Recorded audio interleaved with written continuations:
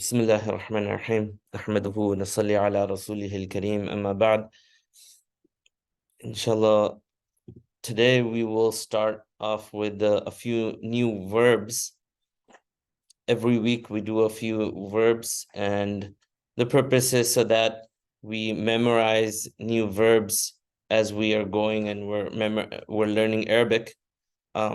Now, my subject matter is Arabic morphology. It has to do a lot with verbs, the changes in the words.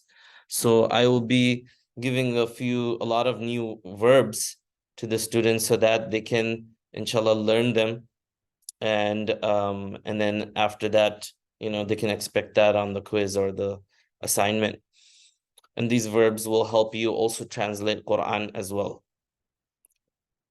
So the first verb is hazama yahzimu, right? As we mentioned before, also we want to also look at the second word, which is mudari'. It'll help us know how to pronounce the mudari' scale, the imperfect tense.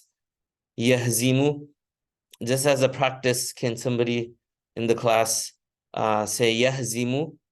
So one person can say hazama, say the madi, the past tense, and then another person can say the mudari'. Yeah, hazama, you want to try the past tense? The past tense. So yeah.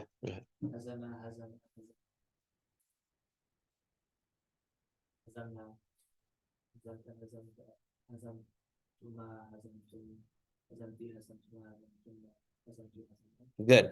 Good. MashaAllah, that's good. So he just said the past tense. Now, who wants to say the mudari', the imperfect tense? Yahzimu. You want to try? Go ahead. Yeah. يهزم يهزمان يهزمون تهزم تهزمان يهزمن تهزبون تهزمان تهزبون تهزبين تهزبان تهزبن Ahzimu nahzimu. Good, mashallah. Very good, mashallah. Yeah. It was just a practice, but you should be able to put any verb on there and any root letters on there on the same scale and be able to say the entire scale. So instead of fa'ala, you can put another word. And mashallah, I think all the students are doing that. Whenever I test, I try to test with different verbs. The next verb is rabiha. Now, hazama yahzimu, which bab does that belong to? We did babs previously, the last class. And I think maybe there's a slide here for babs. Yeah. Which bab? Yeah, no, the hazama yahzimu. Hazama yahzimu. So it's daraba yadribu. Yes, daraba yadribu. That's right. So if you see the fatha, fatha, fatha, and in the imperfect tense, there's a kasra on the ain kalima. And if we see in daraba, the first one, daraba yadribu, there's a kasra there. So it belongs to that bab. Okay, next word is rabiha yarbahu. Rabiha yarbahu means to profit. Right, to profit, ribh,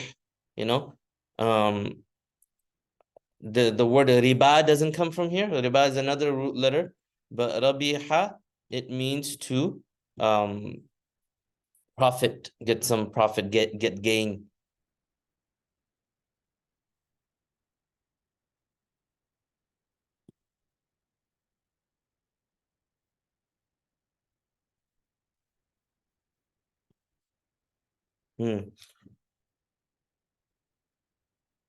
So let's go on to the next one. Naqada yanqudu.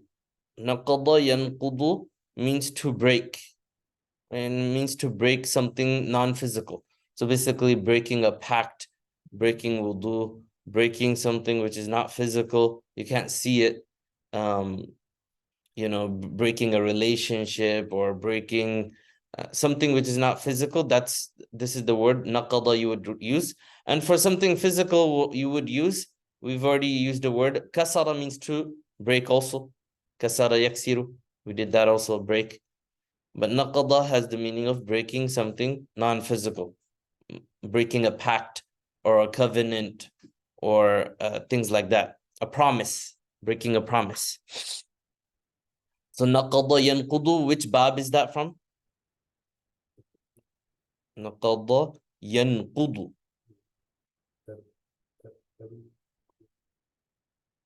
Karuma would be the Madi of Karuma would have a Dhamma on the Ain. Nasara Yansur, yes, good. That's Nasara Yansur. What about Rabiha? I don't remember if I asked about Rabiha. Rabiha Yarbahu, what bab is that from? Fataha, no, wait, Fataha? Sami'a Yasma'u, yes, because it's Sami'a, Rabiha, yes. Good. Next one is khalaqa yakhluqu. I think we did this verb, but still. Khalaqa yakhluqu. You can see the dhamma there. So that tells you it is bab nasara yansuru. And khalaqa means to create. Okay? It means to create. Next word is kafara yakfuru. Kafara yakfuru. This is also, what bab is this?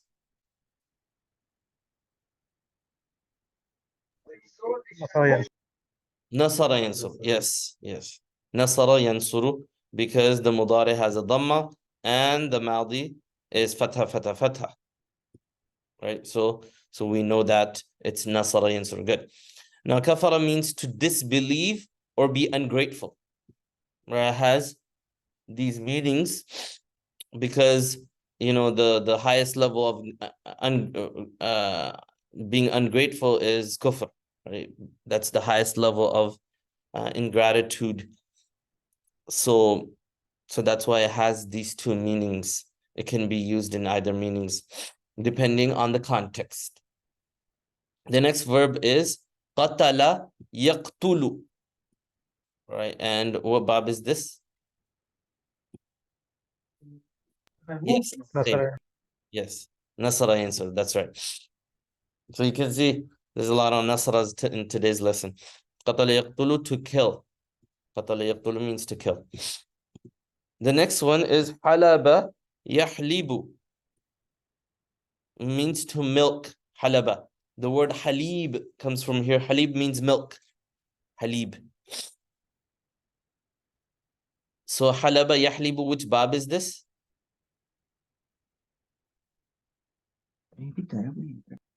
Yes. What was that?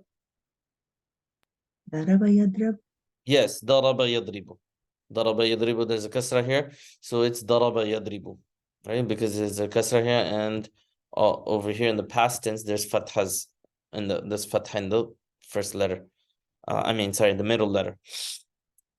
Right, so halaba yahlibu bab daraba yadribu. Now next one is saqata yasqutu. Saqata yasqutu means to fall. Saqata yasqutu means to fall. What bab is this? Nasara yansur. Good. Yeah, the mother nasara yansur. That's right. Next word is rafa'a yarfa'u. Rafa'a yarfa'u. What bab is this? Fataha yaftahu, yes. And it means to raise something or someone. To raise something or someone. That's the meaning of fataha yaftahu. That's the meaning of rafa'a yarfa'u. Good. Now the students can, inshallah, memorize these verbs. Let's go on further, inshallah.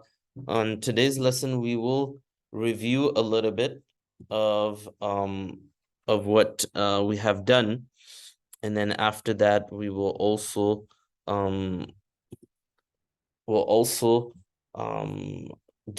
the next concept, which is very similar to what we're doing today. It's very similar to it. So inshallah, I'll bring that up here.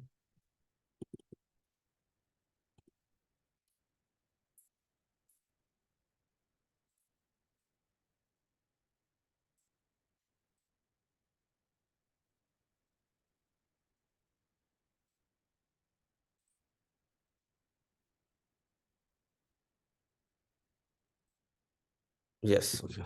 Found it. Okay.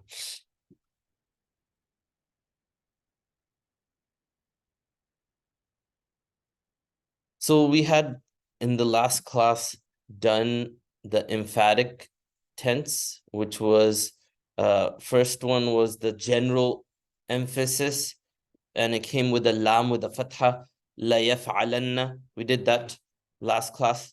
And then we also showed how nahi and amr can also have this emphasis added to the end of it. And then the only variation, the difference in amr was that in the hadir sigha, it will be with a hamza, right? If'alanna, if'alani, if'alunna, like that.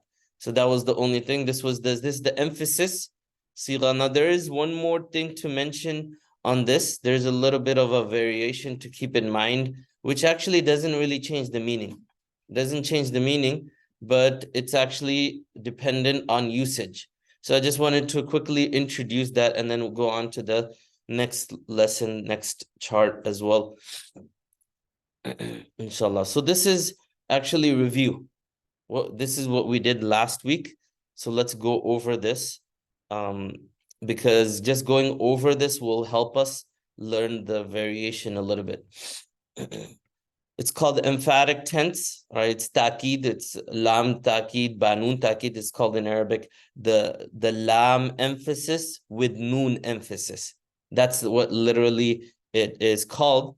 I just called it emphatic tense just to make it easy because this is the only emphasis tense or sigha tense that you'll find. So it'll be fine for me to say that. Now I mentioned the word heavy here. The reason why it's heavy is because there's a shadda here, and I'll show in a while what light means. Heavy means that there's a shadda here. Just keep that in mind. Let's say this together, inshallah. And inshallah, if you learn it also, this will be you're learning last week's stuff. So say it after me. La yaf'alanna, la yaf'alani, la yaf'alunna, la taf'alanna, لا تفعلان لا يفعلنان لا تفعلن لا تفعلان لا تفعلن لا تفعلن لا تفعلان لا تفعلنان لا أفعلن لا نفعلن. Notice the lam has a fatha. If the lam had a kasra, what would it be? What was that? No, lam with the kasra. No, that's lam with the alif. That would be negation. La yaf'alanna would be nahi. It would be the negation, the prohibitive type. La yaf'alanna. But having a kasra is for amr. Yes. Amr has that kasra. Liyaf'al, liyaf'ala, liyaf'alu. Right, that was amr. Yes. Amr is command. Amr is command. So in amr, also, if you just put a kasra on this, you will make the emphasis on the amr sigha. So the regular amr sigha is liyaf'al, liyaf'ala, liyaf'alu. Now, if you just put a kasra on this, liyaf'alanna, liyaf'alani, liyaf'alunna, then that would be amr with emphasis. Translation would be, he should definitely do. Right? He should definitely. That will be for amr with emphasis. Here, this is only emphasis. There's no amr here. It's a regular general emphatic tense. So over here, the translation is he should, he will definitely do. And we mentioned last time that it locks in the future tense. So you don't have to worry about the present tense. He will definitely do. That's the translation we're going to do. And you can see the translation. La yaf'alani is they both males will definitely do. And then la yaf'alunna is the many males will definitely do. Okay, so now keeping this in mind, keeping this sigha in mind, la yaf'alanna, la yaf'alani, la yaf'alunna, keeping this in mind and noticing that there's a shadda in every one of these. Okay, keep that in mind. Now we come to today's lesson, which is a little bit, this is new stuff. We haven't covered this. We come to this, which is the emphatic tense, but it is light. It's light. Previously it was heavy, now it's light. The reason why it says light is because instead of a shadda, it's a sukun. Same translation. It's the same exact translation. The only thing is, this is used in poetry a lot. So they just took out the shadda, that's it. They just took out the shadda. And also, you might see a little bit of blanks, right? There are a few blanks. It's not that I forgot to write it, but actually it doesn't exist.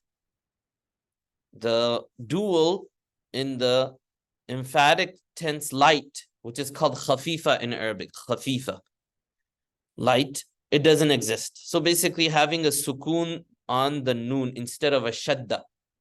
Okay, so la yaf'al, la yaf'alan, right? Instead of la yaf'alanna. Previously we said la yaf'alanna with the shadda. Now it's light, la yaf'alan. And again, the reason when this is used is it's used usually in poetry. In poetry it's used, and you might find it in the Quran, not so much, maybe like one or a few places you'll find it in the Quran as well. But mainly it's used in poetry, and for the sake of rhythm, they have made it light. They have taken out the shadda. So you can say this also, la yaf'alan. Then after that, then we have the jama. We don't have tathniya. So la yaf'alun, la taf'alan. Now this feminine doesn't have the jama version. It doesn't exist. Okay. It was in the chart. It was la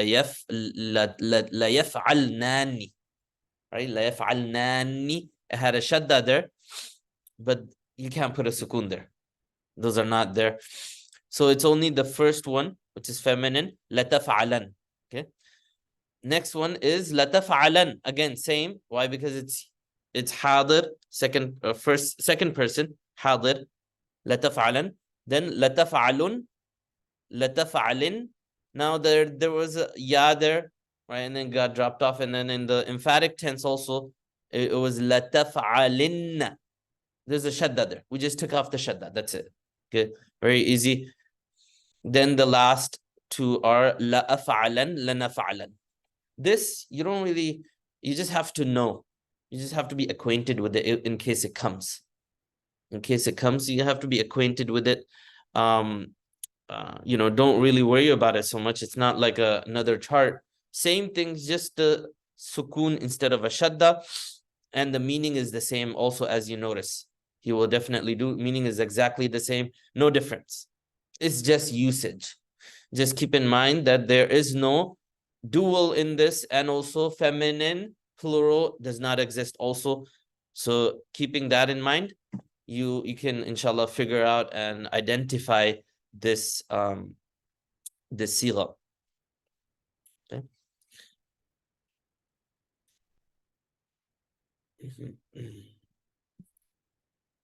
Now we have mentioned regarding this here, but also you can extend this Khafeefah, this light version of emphasis. You can also extend this to the amr, which has emphasis, and the nahi, which has emphasis. Amr is the command which has emphasis. لِيَفْعَلَنَّ. So you can also extend it there also, meaning that the light also exists there also, right? So for example, the amr would be لِيَفْعَلَنَّ, right? So for the Khafeefah, the light one, it would be لِيَفْعَلَنْ, لِيَفْعَلُنْ, لِتَفْعَلَنْ, لِتَفْعَلَنْ, لِتَفْعَلُنْ, لِتَفْعَلِنْ, لِأَفْعَلَنْ, لِنَفْعَلَنْ. Notice I said a li. Li means it is amr. It is command. Now, if you can also apply this on the nahi also. Wherever there's shadda, wherever there's ta'keed, there's an emphasis, and there's a shadda, you can take out the shadda and have this version also. So also for the nahi, I didn't put a separate table there, just so you already know. You should be able to figure out. So la yaf'alanna, this was emphasis for prohibition. Now instead of the noon with the shadda, you can just put a sukun and it's light, make it light. La yaf'alan, la yaf'alun, la taf'alan, la taf'alan, la taf'alun, la taf'alin, la af'alan, la naf'alan. Translation is you one male, la yaf'alan, is translation is you one male should not should definitely not do. You one male should definitely not do. That's the translation of la yaf'alan. Okay, la yaf'alan. So keep that in mind, inshallah. So you can extend this light version in any of the emphatic tenses and any of the emphatic versions that we've done before. So far we've done 3. One is the general one, which we just did above. The general one, this is with the lam with the fatha. And then we did the amr, and also we did the nahi, which is the prohibition. And also, you can also do this on the majhul also, the majhul version. So if you really open it up, it's actually 6, right? Because you have this general one, general emphatic one, ma'ruf and majhul, and also you have the amr, ma'ruf and majhul, and you have the nahi, ma'ruf and majhul with the emphasis. Okay, so you can put it on all 6 of those different conjugations. Any questions on this? Or fairly simple. Let's Is go this on. also used in like Yes. newspapers and other other writings, or maybe in speaking also? This no, they don't put it in they don't use it much in speaking. It's more used in poetry. um yeah, so in newspapers they won't even put a harakat, so it doesn't really matter. You could read it in that way, but it's more in poetry or books, poems, nasheeds. You can also have it in nasheeds. But maybe somebody can check if it is in the Quran. If it's in the Quran, perhaps maybe I think there was one place one student was asking if I can recall that ayat of Quran.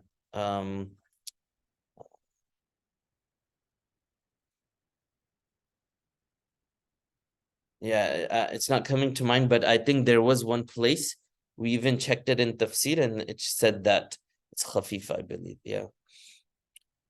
Inshallah, I'll check it. If the students, maybe they can also check the Quran and if it has any of these light emphatic tense with the sukun on it. So it's more poetry and more to nasheeds and to make the to make the rhythm sound correct and in accordance with the meter. The meter. In Arabic, you have a meter. You can see it in the Quran, subhanAllah, like, everywhere in the Quran, you will see the end is in a certain way in certain surahs, right? And that's the meter, that's the rhythm that it's following, that's the scale it's following, right? So now let's go on further. We're going to go on and we're going to mention this next chart. This is also new. These next 2 are very important charts. Very important charts. They come frequently in speaking, in Quran, Hadith. They're very frequent in the Arabic language. It's called Ismul Fa'il. Ismul Fa'il. In English, it translates to the active participle or the doer, the person doing the action. Verbs come from root nouns, right? Verbs come from root nouns. And each root noun can have its own ismul fa'il. Okay. For example, if I give you examples, it'll make sense. Each root noun, for example, the word daraba, what does that mean? Daraba? Yeah, he hit. hit. Now, if I want to mention a person who is hitting, I want to say a person, then I would put it on ismul fa'il and I would put it on this scale. So this scale starts off with fa'ilun. And we had mentioned fa'il. Fa'il is the doer in a verbal sentence. It's the doer. Is the Should the doer of the lesson name action. also not be like Ismul Fa'ilun, or is it Al is there? Sorry. Yeah, ismul fa'il. The al is there because it's mudaf ilayh, the noun of fa'il. Right? So ismul fa'il. Yeah, so no, this is not a verbal noun, but in a verbal sentence, there's something called the fa'il, the doer, the person who does the action. Right? Like the example we gave, daraba Zaydun bakran. Zayd is the doer, the one doing the action. Zayd. He's called the fa'il, the one doing the action. Similarly, here, if we put the root letters, we take the root letters from a noun or from a verb, and we put those root letters on this scale. So fa'ilun. So we were talking about daraba. Daribun. Daribun means a person who hits, one person who hits. So the usage of this is, for example, if I use it in a sentence, Ana daribun, I'm the hitter. I am the hitter. That's the translation. Ana daribun, I am the hitter. Daribun is hitter, the person who hits. Right? So that means Ana daribun. Nasara means help, to help. Now, if I put it on the scale where I make the fa have a fatha and have an alif after it, and the ain kalima, the middle letter, ain kalima I'll put a kasra on it, and the last letter, I'll put a dammatain on it, so it will become fa'ilun, daribun, right? So if I use the word nasara, nasirun means what? A person who helps, one male who helps. One male who helps. Nasara means help. La'iba, we did last week, we did the verb la'iba. If I say la'iba, yal'abu means what? This is testing my vocabulary. To play. Vocabulary is hard. Yes. To play. La'iba. What does la'iba mean? To play. To play, yes. To play. La'iba means to play. Yes. La'ibun, if I put it on this scale, I make the lam have a fatha and a alif after it, la, and the ain, I put a kasra on it, la'i, and then ba, I give it a dammatain, la'ibun, it means a person who plays, a player. You know, a player in soccer or, you know, basketball, whatever. La'ibun is a person, a player. So I can actually make nouns. These are people. Okay, remember that these are people. And it's not it's a person who is involved in that action. Either that action can be done one time. For example, the word kataba. Kataba means to write. Now, if I make it an ism al-fa'il, katibun. You know how we say katib? Katib is who? Katib is a person who writes. Writer. Right, writer, exactly. A person who's a writer. So katibun would be ism al-fa'il. Okay, so this will actually really help you in your sentence formation, making sentences, and also, you know, using making sentences in different ways. Also, like I can say ana katibun, right? So I am a writer. I write. So now we're also going to learn what is the dual version of that, and also plural. So let's say it with me. Fa'ilun, فاعلان فاعلون فاعلة فاعلتان فاعلات. Yes, so we can see fa'ilun and then fa'ilani. The way that I made it a jama is a dual, two males, is adding a alif and adding a noon with a kasra. And that actually you could do for any noun. This is hatif. Hatif is phone. Hatifani, two phones. Ani is adding a alif and a noon. Kitabun, kitabani. Qalamun, qalamani. This is the way that you make duals. That's why I asked if you have done the duals in the Arabic course yet, but you'll come to that later on. Huh? So making a dual is very easy, just adding a alif and adding a noon there with a kasra. Okay, the noon has to have a kasra. The noon having a kasra is a sign that it's dual. Okay, fa'ilani. If you say fa'ilanu, that's wrong. It has to be fa'ilani. Ani. It has to be the ani. Now let's go on further to the ismul. To the jama. Fa'iluna. Fa'iluna. This is the plural. Like, actually, the word Muslimun is also ismul fa'il. Muslim. Muslim is a person who submits. A person who submits. So it's also ismul fa'il, but it's a little bit because it has a shadda. We'll talk about that shadda later. But it's on the scale also. Fa Muslimun, Muslimani, Muslimuna. Right? Muslimuna, which is the plural. And then we go to the feminine version, Muslimatun, a female, one female who's a believer, a Muslim.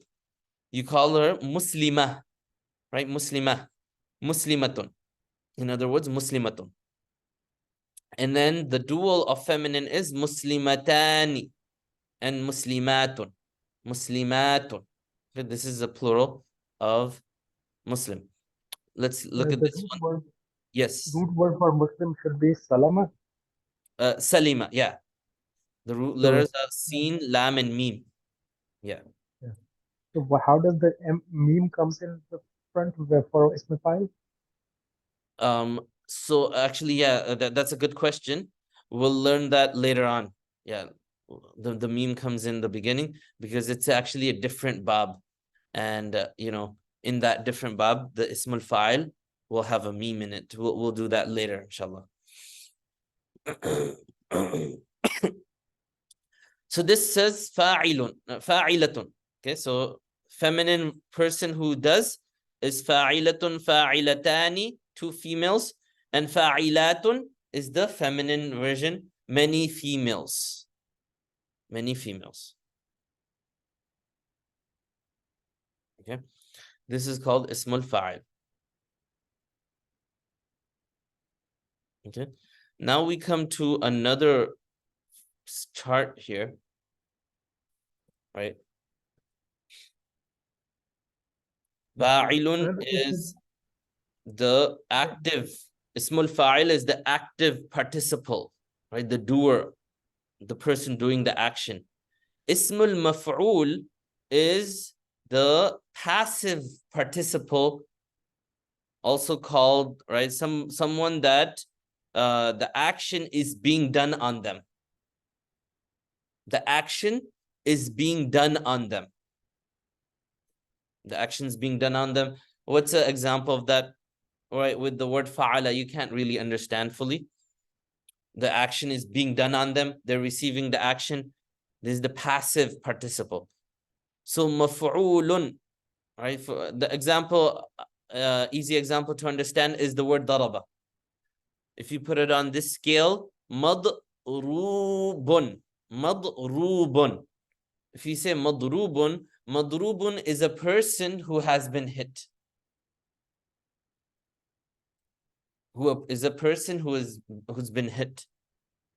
It could be an item also, right? Madrubun means a person who is hit, because daraba means to hit. Nasara means to help. Mansurun, nasara, if I put nasara on this scale, it becomes mansurun. Mansurun. Mansurun, and then notice the meme is there, right? But this is for ismul maf'ul. Ismul maf'ul. Because the word maf'ulun has a meme there. So that's why maf'ul, it starts off with maf'ulun, like that. It starts with the meme. Fa'ilun, ism al-fa'il, starts off with fa'ilun. Looks like fa'ilun, right? In terms of the dhamma fatha kasra and the alif. So it's very easy to change a word, take a root letter and put it on this. Qata'a, the word qata'a. How would you make that ismul fa'il? Qati'un. A person who cuts, or something which cuts. Okay, it could be a person also. Then if you put it on ismul maf'ul, it becomes maqtu'un. Maqtu' means cut off. Something which is cut off. Maqtu' means something or someone, something which is cut off. Okay, so let's say this chart also, maf'ulun, maf'ulani, maf'uluna, maf'ulatun, maf'ulatani, maf'ulatun. Okay, so notice that, right, the feminine version also is there, right? And there's no ghaib and hadir, because this is talking about a person. This is a person. It's not talking about an action. It's talking about a person. So maksurun, kasara means to break. Maksur is something which is broken. Maksur. Right? So this is the ismul maf'ul. Any questions on this? I have a question. Yes. For any ism, there has to be either the tanween on it or al on it. But for the tasniya and jama, I do not see that. So any specific reason, or Sorry, I didn't understand that. Can you say that again one more time? this is ism. So every ism has either tanween or al on it. Yeah. So maf'ul has the tanween, but I do not see the tanween on maf'ula, Yeah. lani and maf'uluna. Yeah. So the noon is a sign of a tanween, and you will not put that this noon is a sign of tanween. You will not put tanween on this noon, because this is the noon of dual. The noon of dual doesn't get tanween. And actually it gets dropped when you want to make it not tanween and only one, for example, if you make it a mudaf, and you guys have probably done mudaf doesn't get alif lam or tanween. So when it becomes a mudaf, the noon drops off, because the noon is a sign of tanween. The noon is a sign of tanween. And same goes for the maf'ulun, the noon there also. Okay. So just to reiterate the question, maybe some didn't hear that. His question was that I know that there should be alif lam or tanween. One or the other, it has to be there, or unless there's a rule that tells you that, okay, the mudaf never gets alif lam tanween, so you can't put alif lam tanween there. So what about, okay, I see the tanween here. What about these? This one, I don't see tanween here. If it's a ism, if it's a noun, where's the tanween? So the answer is the dual. In the dual and plural, the noon is a sign of tanween. That's the placeholder. That's the sign of that it is tanween. And then you can see the tanween here. This noon is there. There's no noon here. Rather, there's a ta. You can see the tanween here. You can see the tanween there. So, Yeah. any other questions? So there's a question here regarding the pronoun chart from last week, regarding if it's on Canvas.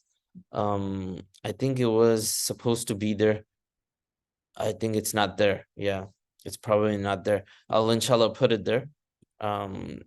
It was actually in a Google Doc, and then after that I forgot to put that Google Doc on there. So inshallah I'll put that inshallah soon.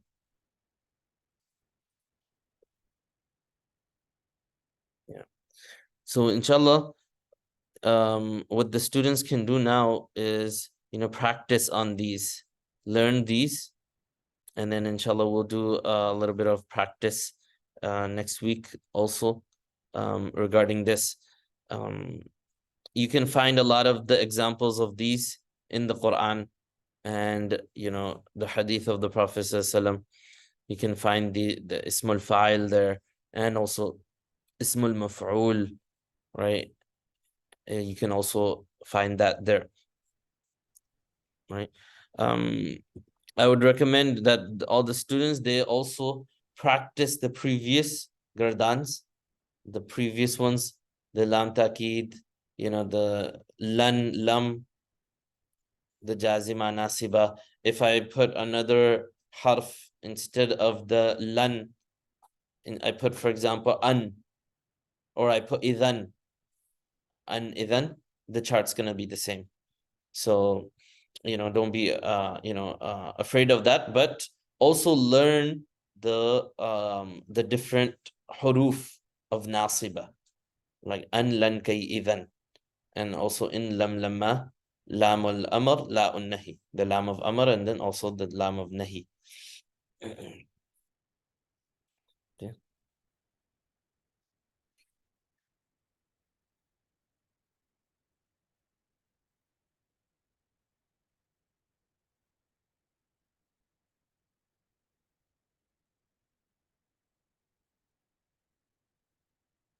Okay, let's go on further now. We're going to go on to the next part, inshallah. Yes, sir. Yeah, go ahead.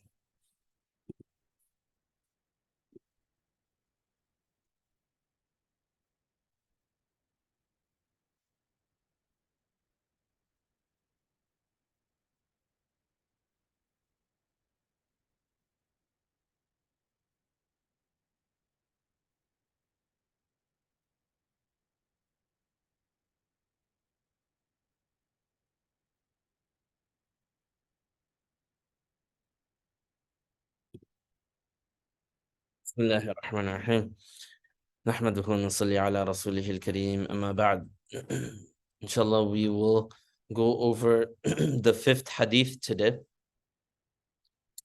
Al-majalisu bil-amanati. Majalis is the plural of majlis. Majlis means a gathering. And amana comes from the word, the root letter is amina. Amina ya'manu, to be safe.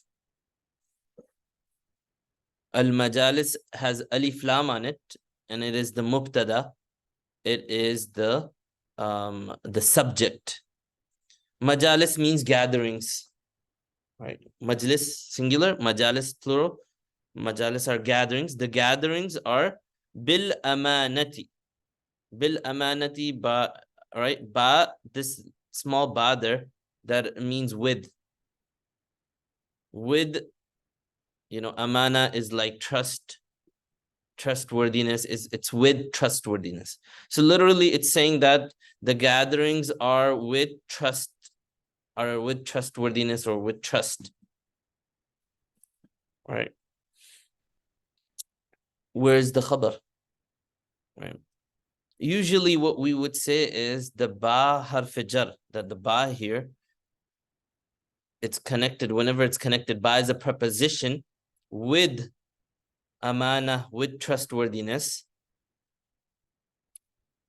Or this ba harf jar, whenever it's on something, it is connected to the khabar. It's connected to the predicate. That the gatherings are with trustworthiness. Now there's something mahzuf there. Mahzuf means something omitted there. In our English speech also, many times there are things which are omitted. Right? Somebody asks you your name, and then you say, you don't say my name is, you just say your name. Or, somebody asks you, where are you going?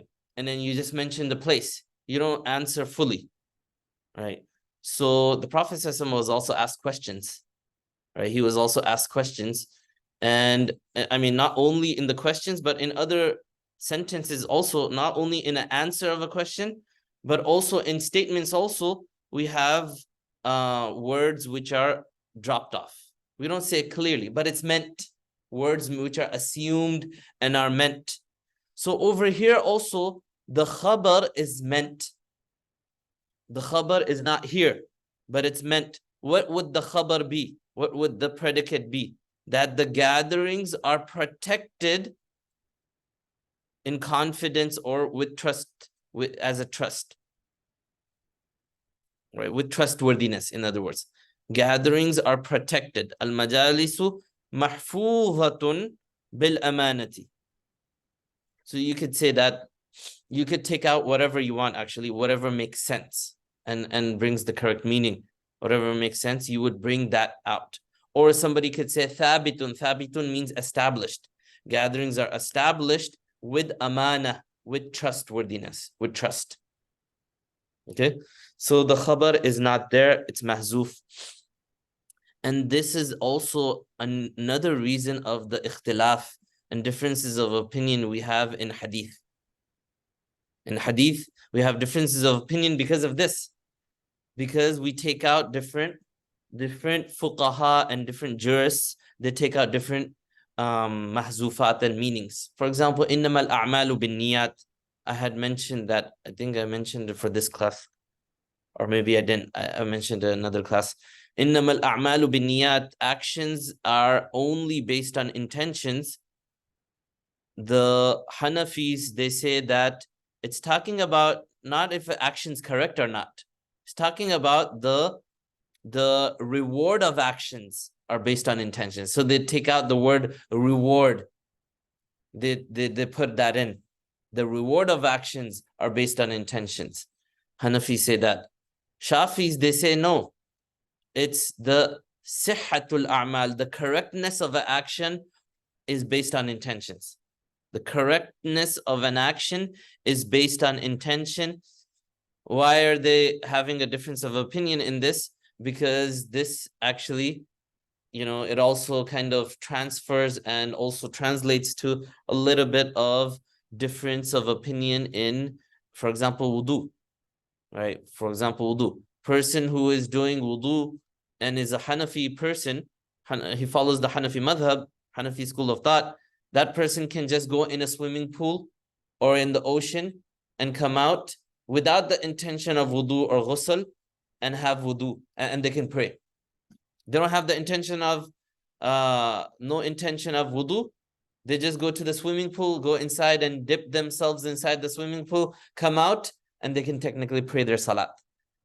Because we say that, of course, that person is not going to get thawab for his wudu, but the wudu is still valid according to the Hanafis. Shafis, they say no. If you go in a swimming pool or you get yourself wet without the intention of, or it rains, you get really wet because of the rain, without the intention of wudu, then that wudu is not valid because of this hadith, innamal a'malu binniyat. So we both use the same hadith, but the understanding of the hadith, because of it being omitted, because of things being omitted and being meant, right? And that we are taking different things which are going to be meant. So that is just a little bit of a glimpse of how difference of opinion can come by things which are omitted or are meant. So here also, al-majalis, gatherings are protected as a amana, as a trust. In proper English, you can say gatherings are to be kept in confidence. This hadith is in Abu Dawud. What a person hears or sees in a meeting must be kept confidential and should not be disclosed to others. However, as the remainder of the hadith states, 3 things are exempt from this. These are plans to murder, plans to rape a woman, or plans to usurp someone's wealth. That's also, these are things that are exempt, meaning that you have to tell others if there is any, not only these things, but any things which will harm other people. Okay. With this hadith, I actually want, I would wish that they had put a little bit more on this, but I will give you a little bit of tashri on this, on al-majalis bil-amana. When the Prophet ﷺ mentions, it's in a hadith in Bukhari, that if somebody comes up to you and looks right and left, they're looking right and left, and then they say something to you, that is a amana, that is a trust. That person doesn't want you to tell whatever they're saying to someone else, right? So just a mere indication, if you have some type of indication, somebody comes up to your ear and says, hey, says something to you, that's amana. The Prophet ﷺ said something to Fatima radiallahu anha. In the hadith it's mentioned, he came up to the ear of Fatima radiallahu anha, and he said something to her, and then at that time she started crying when he said it. Then after that, he went again to her ear and said something, and she started laughing. She was happy. So then Aisha radiallahu anha, who is the wife of the Prophet ﷺ, she went and she asked Fatima radiallahu anha that, what did he say? What did the Prophet ﷺ say? The Fatima radiallahu anha, she said, I can't break the trust of the Prophet. I can't break his trust. I can't tell you what he said. So she didn't say at that time, but after the Prophet ﷺ had passed away, afterward, just so she doesn't hide knowledge, she had mentioned that the first thing was that the Prophet ﷺ said that this is, perhaps in the next year, I will not be alive. And that's when she started crying. And then after that, the second thing he mentioned was that the Prophet ﷺ said that you will be one of the queens of Jannah, of the people of the Jannah. So then at that, she smiled and laughed. So you can see from that. Another incident is Anas radiallahu anh. He was in the company of the Prophet ﷺ when he was very small, and his mother actually said, go and serve the Prophet ﷺ. Mother said, go. The Prophet ﷺ said something to Anas radiallahu anh in secret, and then the mother had asked that, hey, what did the Prophet ﷺ say? He said that this was a trust between me and the Prophet ﷺ. So the mother said, in that case, don't break that trust. Don't say it. Don't tell me. So this is very important, that many times people will say things to you and they're a trust. And what happens is, if we expose other people's things, then those people get a grudge and they have hatred for us, because we did not protect their trust. We didn't protect their trust, and whatever they told us, we exposed them. That's not good. That actually is a root of many evils. People start hating each other because of this reason. So this is very important for us to keep in mind. Now, I always like to bring the hadith, right? We learned the hadith right now, the translation, but let's bring it in the modern context also. The modern context of application. How do we apply this? And how do we apply this in our lives? Somebody is texting you. That this happens a lot. Somebody's texting you and they're saying something, whatever. Maybe it's funny, or maybe it's about somebody else. And there's being a certain way when they're texting you, right? After they're texting you, what some people do is they take a screenshot. They take a screenshot and then they send it to somebody. They send it to somebody else. That, hey, look at what this guy's saying. Look at what he said on my, messaging or whatever, Facebook messaging or, WhatsApp, whatever it is. Look, you just broke the trust. You had a trust. The person was saying that, hey, I'm going to do this, or I'm going to do that, or, whatever the person is saying or doing. And then now that trust is broken, that amanat is broken, and now you've told another person about what the statements of certain person was, that also comes under this, that al-majalisu bil amana, that majlis of texting that you had, that text messages, those were amanat. That's why, you know, some of the scholars, they tell people, no, if you have a question, don't text me. I'm not going to give you a fatwa by texting. You come to me. Right? Because like people can take it in the wrong way. Hey, look, this person, this mufti gave a fatwa. Look, this is the question I asked, and this is the answer. No, that was the answer to you, right? Looking at your situation. Maybe the other person's situation is different.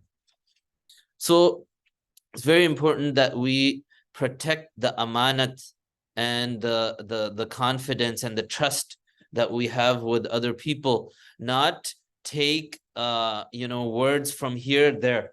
The Prophet ﷺ mentioned in a hadith, لا يدخل الجنة لا يدخل الجنة قطات لا يدخل الجنة قطات, that a person who takes tales, the talk of this person, takes it to another person, that person will not enter Jannah, right? Takes gossip from here to there, that person will not enter Jannah. This hadith always reminds me of one of the situations that happened to me, actually. I'll just mention it. One time, one of the maktab kids, he said that, Maulana Kamran, this person, he hit me. And the other child, he said, tattletales will never enter Jannah. You tattletaled on me. He said, you told on me, you're not going to enter Jannah. So I was like, wait, what are you saying? What are you saying? What is that? Where did you hear this? He said, I heard it. It's in my book. I learned it in Ilm Academy. So I was like, wait, what are you talking about? So he was actually from Ilm Academy. So he opened up his book. He had the book. So it said this hadith, لا يدخل الجنة قطات, a talebearer, a telltale. A telltale will never enter Jannah. Telltale. It was translated as telltale. So I went on Google and I checked up what's telltale. Telltale is, taking gossip from here to there, taking one talk to another. That just shows us that we need to translate our books in the English, that we're used to in the American English. But that's just, that just shows that people can take it in the wrong way. That student was taking it as a telltale, tattletale. He thought it was tattletale. But anyways, so we're talking about the amanat that a person should have, right? The Prophet ﷺ, people would give him items. He was very trustworthy. Not only was he trustworthy in statements, but also he was trustworthy in giving items. So the Arabs, the Quraysh, they did not trust one another when they would give items, and they would, because they had some expensive things, and it wasn't such that they could keep all of the things that they had, right? And it could be such that somebody steals from their house or things like that happen. So they wanted to preserve and keep their items. So they would give it to the Prophet. Even people who were not Muslims, because they knew that Muhammad, he is a person, he is so trustworthy that he will give you that item back. He will give you that item back. So that just shows you the trustworthiness of the Prophet ﷺ, that when he was making hijrah, and he told Ali radiallahu anh to sleep in his bed, and he was about to come out, one of the instruction he told Ali radiallahu anh was that make sure that you give the deposits and the items that people have given me, make sure you give that to this and this person, certain people. And then he told Ali radiallahu anh that, and then he escaped with Abu Bakr radiallahu anh, and Ali radiallahu anh slept in his place. And then we know the story. So Ali radiallahu anh, initially he was beat up, and he was asked, where is Muhammad? And then he said, I don't know. And after that, he went on and he fulfilled what the Prophet ﷺ had told him. So fulfilling trusts, this is very important. There's a question that, could you please write this hadith? لا يدخل الجنة قطات with meaning. Yeah. So La yadkhulul jannata. It's written like this. So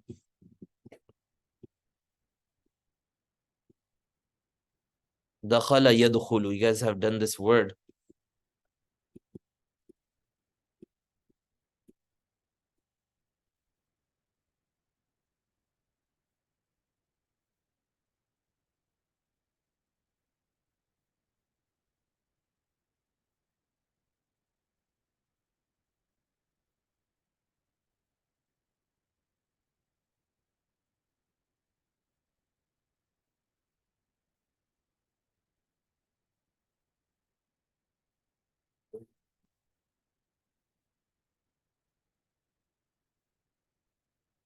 La yadkhulul jannata qattatun. It's with the ta.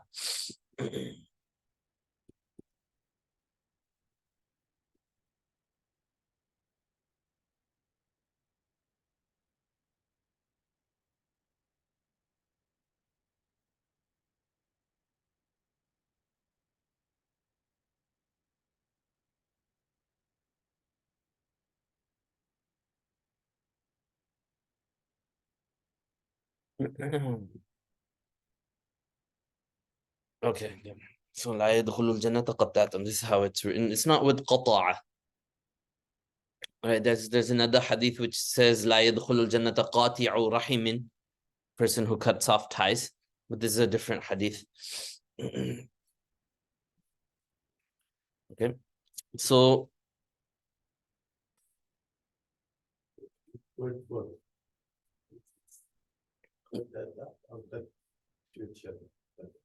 yeah, you would check in qaf ta ta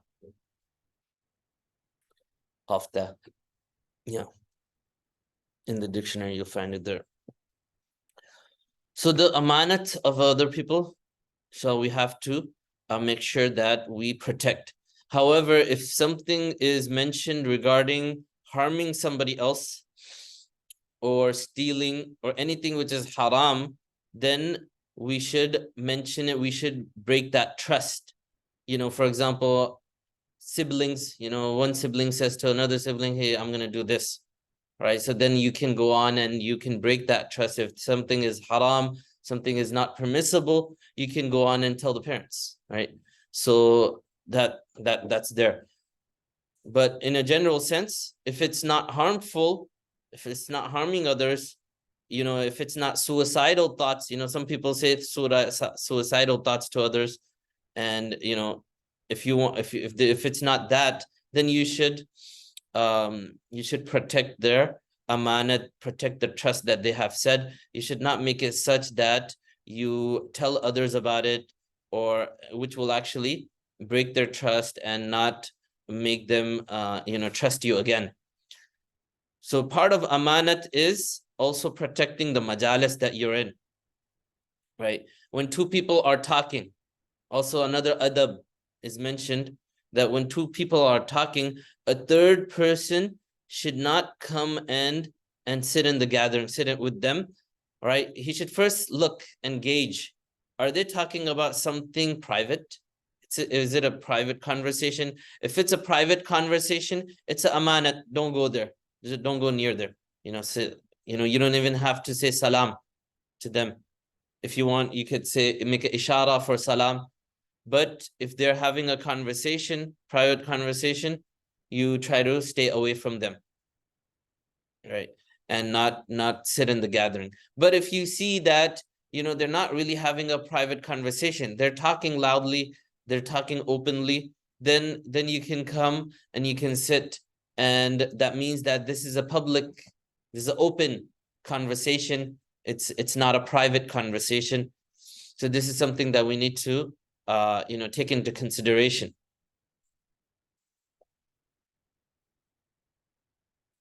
The next hadith that we're going to do, inshallah, is Al-haya'u shu'batun min al-iman.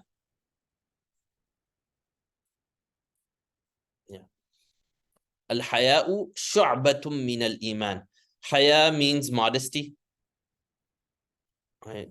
Ya, it comes from there. It has a few babs.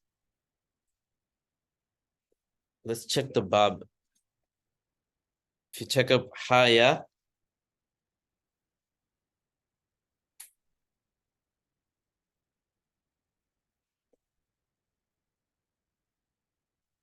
so there's a few words here. Hayya Yahya, which means to live.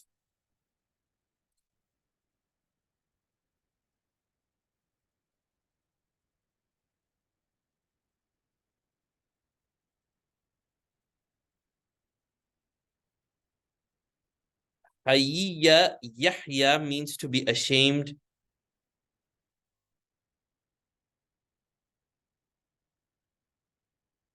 That's where it's coming from.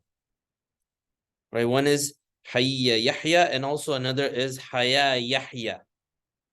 So if you say it's Haya Yahya, it means to live, and that would be Haya Yahya would be Bab Fataha Yaftahu. Hayya Yahya is Bab Samiya Yasma. Hayya Yahya means to be ashamed, and Haya is the masdar. You can see that. So you would say that this word al-haya is coming from Bab Samiya Yasma. It's coming from a verb Hayya Yahya, which is Bab Samiya Yasma'u, which means to be ashamed, timid, shy. The Prophet ﷺ says, Al-haya'u shu'batum min al-iman. Shu'bah is a branch. Shu'bah is a branch. Haya, modesty, is a branch, right? Haya is mubtada, and shu'batun is the khabar, is a branch, min al-iman, from iman. Al-haya shu'batun min al-iman. Modesty is a branch of iman. Modesty is a branch of iman.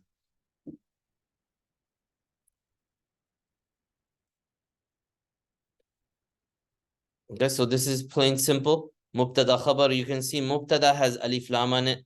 Mubtada is generally definite with alif lam on it. And khabar is generally nakira, and without alif lam on it, it has tanween on it. You can see that here. Min is a preposition, which is called harf jar, and al-iman is the majrur, the thing, the ism, which is being governed by the min.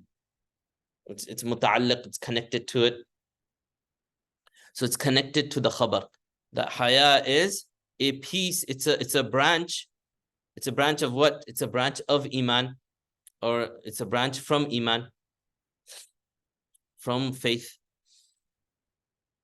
Hadith narrations mention that there are more than 70 branches of faith. Of these, haya, modesty, bashfulness, shyness, is specifically mentioned, affirming it as one of the most important branches. Haya is an important means of restraining oneself from sin, and restraint from sin is one of the most important obligations of faith. The type of haya referred to in this hadith is the modesty that comes from faith, and not the natural shyness in a person. It has been explained by the saying, your Lord to not find you from where he has prohibited you. It has been explained by the saying, your Lord to not find you from where he has prohibited you. Right? Which is also part of ihsan, or perfection of faith. For the meaning of ihsan, right, you can see we're gonna actually go over that in chapter 3. Abdullah ibn Mas'ud relates that one day the Messenger of Allah ﷺ said, be shy of Allah Most High as much as is his due. The companions present the companions present said, all praise to Allah, we are shy of him. The Messenger ﷺ said, that is not the point. Whoever is shy of Allah as much as is his due, he should protect his head and that which it comprises, meaning mind, mouth, ears, his stomach, and that which is adjoining, basically preserved from unlawful wealth, and protect the private parts from the unlawful. And he should remember death and that which is to come after it. And whoever desires the hereafter should abandon the adornments of this world. Whoever fulfills these duties have been shy of Allah as much as is his due. Okay, so what is this saying? A little bit language is confusing here. But what he's saying here is that al-haya'u shu'batun min al-iman means that that haya, modesty, is such an action that stops a person from doing sin. Right? There was a hadith that's mentioned in which the Prophet ﷺ one time was passing by two brothers. He's passing by two brothers, and one of the brother was telling him, don't be shy. Don't be shy. Be a man. Don't be shy. Don't be like this. Be a man. You know how we also hear that sometimes people say that, don't be shy, be a man. So the Prophet ﷺ, he told him that, don't say that to your brother. He stopped and he said, don't say that to your brother. Al-haya'u shu'batun min al-iman. That haya, modesty, is part of, it's a branch of faith. It's part of your faith. Right? So in other words, haya is actually a quality. It's a quality that a person has which stops a person from sinning. An example of that is, for example, a child. A child, he's an obedient child. And he doesn't have the habit of screaming at the parents or saying bad things to the parents. Right? And, only talks about good things to the parents. So now for that child to say something which is inappropriate, the child doesn't want to say that, right? Because of the haya that the child has, that this is my mother or this is my father. How can I say that in front of my mother and my father? So that is the haya that we're saying, that this person, although he's angry, for example, maybe he's in the state of anger, but he will not say bad words because he has haya for his parents. Now that's just an example, but this can be put across the border, that haya a person has in front of his kids, that this is my child, how can I say something bad in front of them? That I don't feel good, I don't feel right to say something wrong or do something wrong in front of them. This is that same haya you're having with the kids or the parents. This is the same haya that you should have with Allah subhanahu wa ta'ala. That's what he's saying in this portion here. That a person should have the same type of shyness or modesty as he has with others. He should also have it with Allah subhanahu wa ta'ala. What does that mean? That means that you are keeping in mind that Allah is watching me. And if Allah is watching me, how can I do this? How can I do this? Some people, they have the haya, for example, they say that, subhanAllah, I have a beard. How can I go in this gathering, which is a mixed gathering, or it's a gathering of alcohol? How can I go inside of this gathering? Brothers tell me that, sometimes in their networking programming and their networking, meetups, they have to go to a bar. They have meetups at a bar. So is it jaiz or not jaiz? How can I go with a beard? Although this is part of, it's not necessary, but maybe it's a party. You know, people have parties at work, and where there's also alcohol there. So how can I go as being a Muslim with a beard? How can I go in that gathering? That's the haya we're talking about. So that's also, you're stopping yourself from doing sin, right? So we can bring this in the modern context and apply it in the modern sense also, that having the haya to stop from doing sins. One of the Sahabi by the name of Uthman ibn Affan, the son-in-law of the Prophet ﷺ, had a lot of haya. So much haya he had that the Prophet ﷺ, one time he was sitting and his shin was uncovered. He was sitting, and Umar radiallahu anh asked for permission to enter in his room, and the Prophet ﷺ allowed him. Abu Bakr asked him, and he allowed him. The Prophet ﷺ was still sitting, and his wife Aisha radiallahu anha was close to him. He was still sitting, and his shins were uncovered. And when Uthman ibn Affan asked for permission, O Prophet of Allah, can I enter your room? They would ask permission before entering the room. So the Prophet ﷺ, he got up and he fixed himself. He put his trouser down. Only his shin was uncovered. So he put his trouser down, and he said that, and he told Aisha radiallahu anha to go back. And then he entered, Uthman radiallahu anhu entered, and he allowed him to enter, and then he spoke to the Prophet ﷺ. After that gathering was done, Aisha radiallahu anha, the mother of the believers, she, these were her questions that really helped us. She asked the Prophet ﷺ, O Prophet of Allah, Umar radiallahu anh came in, you didn't change your disposition, you were in the same state. My father Abu Bakr came, but you were in the same state. But Uthman came, for Uthman you changed your disposition. So the Prophet ﷺ said that, why should I not have haya, and why should I not have modesty for such a person that even the malaika are shy in front of that person? The malaika are even shy in front of that person. And he said that, by Allah, if he were close to me like that, and he would come, he would not be able to look up, and he would not be able to speak to me.